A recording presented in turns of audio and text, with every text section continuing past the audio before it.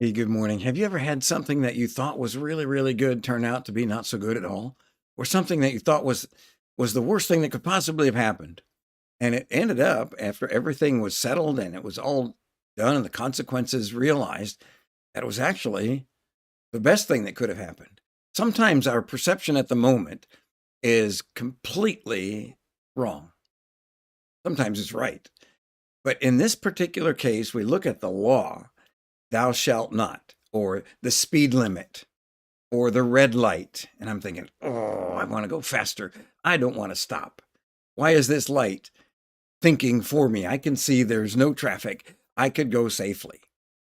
But the law says until the light turns green, you stay stopped.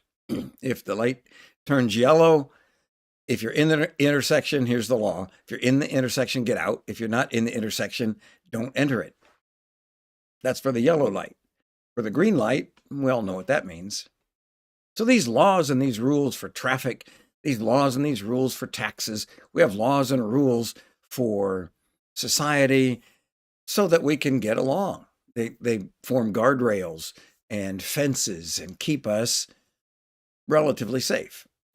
Well, the law of God today is the law of love. The law that Paul's talking about in this letter to the Romans is the law of Moses, the law that he gave to Israel. We call it the Old Testament. And it is a definition and even up to a demonstration of righteousness, declaring what is good and what is evil.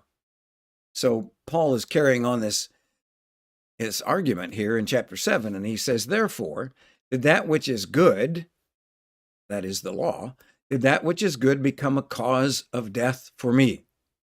Well, may it never be. Rather, it was sin, in order that it might be shown to be sin, by effecting my death through that which is good, so that through the commandment, sin would become utterly sinful. It's not the law that made me wrong. It was sin that made me wrong. The law identified right and wrong. Paul says the law did not cause my death. Sin caused my death.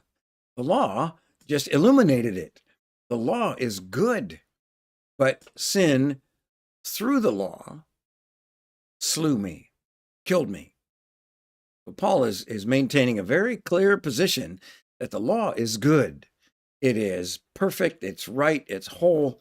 It is accomplishing what it was intended to accomplish. So it's good. We look at Adam and Eve, and, Adam says, the woman that you gave me. So he's really blaming God.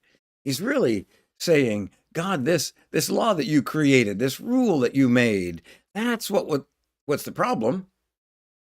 I have in my phone, I don't have time in this to read it, but I've entitled it Frump's Folly.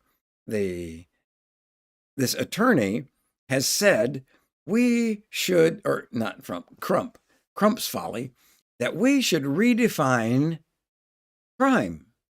The definitions that we have for crime today, that's the problem. Our definitions are the problem. Or just declaring this thing is a crime. That's the problem. So we just need to change our definition of crime. And the crime rate will just go away.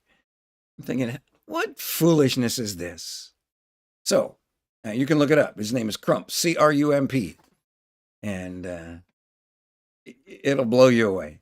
But the idea is that when we look at the cross, we see what sin really is. We see what sin really does, because God made him who knew no sin to be sin, that we might be made the righteousness of God in Christ. So if you want to know what sin really is, if you want to know what sin really does, take a look at Jesus on the cross. And then let that resonate through your heart. Let that proclamation echo through the chambers of your mind, and realize that sin, in all of its deceptive forms and candy-coated verbiage, candy-coated words, is still sin. And the result is still the same. So don't make any provision for the flesh in regard to its lusts and recognize sin for what it is, and let the law do its work, illuminating your heart and your mind. And then we can know the truth, and the truth really will set us free. Thank God for Jesus. He loves you, and we love you. I'm looking forward to seeing a whole bunch of you tomorrow as we gather together here at Fremont. If you're not in Fremont, then get to a church gathering where you can fellowship, celebrate the Lord's Supper, and proclaim his death until he comes, and feast upon the apostles' doctrine, pray together. God bless you. He does love you, and we love you.